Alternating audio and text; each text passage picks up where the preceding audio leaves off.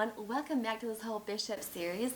As I've been saying, this series accompanies a winter bishop that I have, a kit for a winter bishop that I have, but I hope that you find it helpful. If you're not using the kit and you're just doing your own thing, I welcome you to use these videos as well. So in this video, we're going to be going over the neckline of that bishop. Bishops are pretty easy to put together, but they do have a steep learning curve.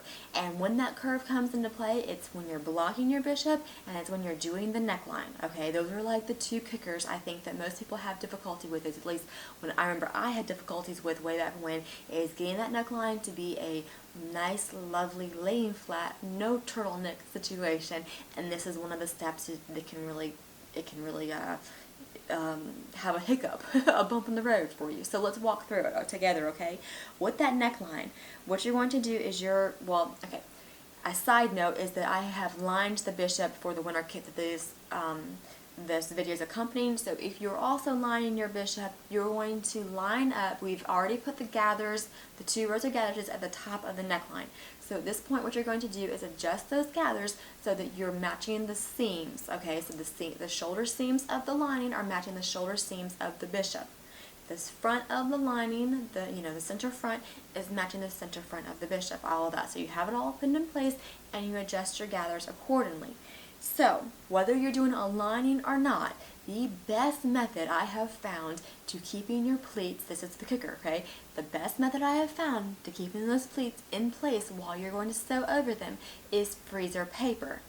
There's another method that uses tiger tape, and I think that they are the same concepts. I've never used the tiger tape, but it looks like the same concept to me. Both of these methods are basically kind of like temporarily securing those pleats down so that you can stitch on top of them and not have the pleats move.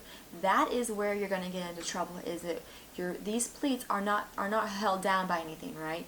And you're going to be stitching on top of them. There's going to be the pressure from that presser foot of your sewing machine, particularly in my case because I have an industrial machine and they put a ton of pressure down. But even with a domestic situation, you've got the pressure down there and it's going to want to shift around and all the rest of it. And I suppose you could use a walking foot. I've never done it, but I suppose you could. But I tell you, this freezer paper method, it just makes it all like, alright? I discovered this method back when Audrey was a baby, and I have not looked back. And prior to this method, I tried all sorts of things, right? I tried back smocking. I tried using a ton of needles, or pins, not needles, a ton of pins to keep things down. I tried the glue pin thing, the sew-along glue pin. I tried so many different things, and nothing gave me the results that the freezer paper did. And a bonus is that it's super fast. When is that a good when is that a combination? That something that's super fast and it's the best results, right? So just take advantage of this. Like, I can't recommend this method enough. If you do have my kit, I have included some freezer paper in there, and all you need to do is take some non-sewing scissors and cut up little strips of this.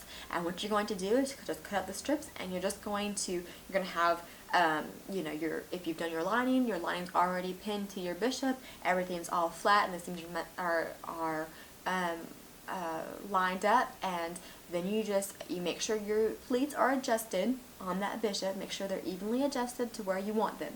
Then you're going to take your iron, and I don't use the steam when I do this.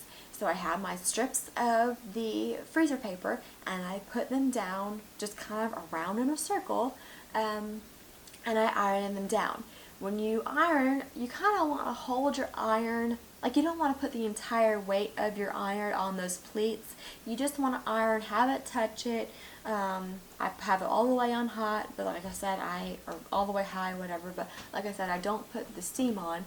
And the side of the freezer paper, the glossy side goes down. The glossy side is the side that's going to stick. So you don't want to have that towards your iron. You want it stuck to your iron. But yeah, so you'll have the matte side facing up, arrange it around, and just iron everything into place. And this will just seal the deal for you. You want to let everything cool down, because when it's still warm, you have, like, the freezer paper can kind of pop up. If it pops up, it's no big deal. You can re-iron the same piece of freezer paper back down, but you just want to let it cool off. That way it just kind of adheres and it's not going to move on you. Once it's all cooled down, then you can put some stitches into it. It doesn't matter now the next step. It's all about a personal preference. If you want to put piping on there, if you want to do your bias band, if you just want to put a row of stitches where you want the bias band to be for the neckline, it doesn't matter. You just need some machine stitches in there, because those machine stitches, that's what's going to secure everything down for you and allow you to kind of like, oh, my pleats are where they need to be and I can breathe, right?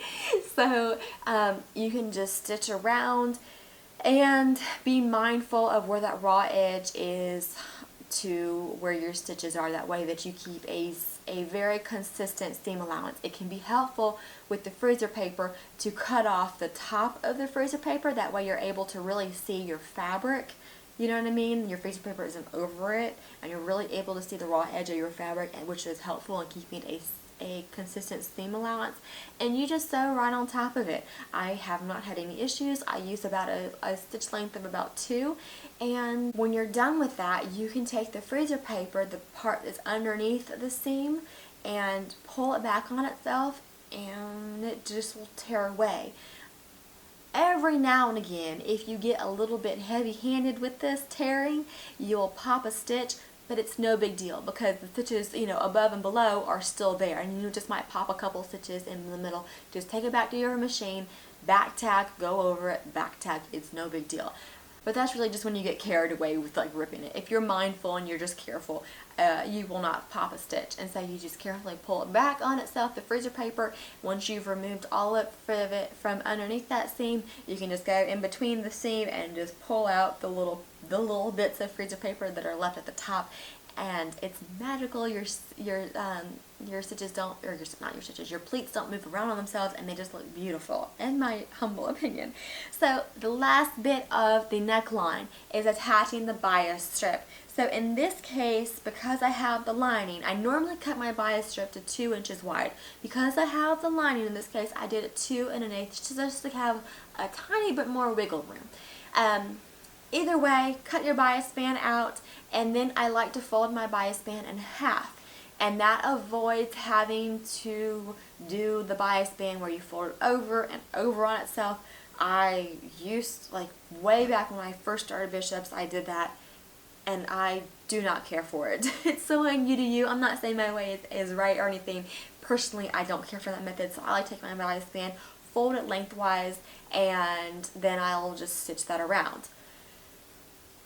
And you can have your previous stitches that have that you know, where you stitch using the freezer paper. You can have those previous stitches facing up, so you can stitch right on top of them and just have like a clean, that can help you keep your seam allowance. And that's how you can get your bias band down. So that's how you do your neckline under the Bishop. I hope it is helpful. If you have any questions, of course, put them down in the comments below, and I will do my best to answer them. And as always, I appreciate you all for watching, and I hope to catch you all next time.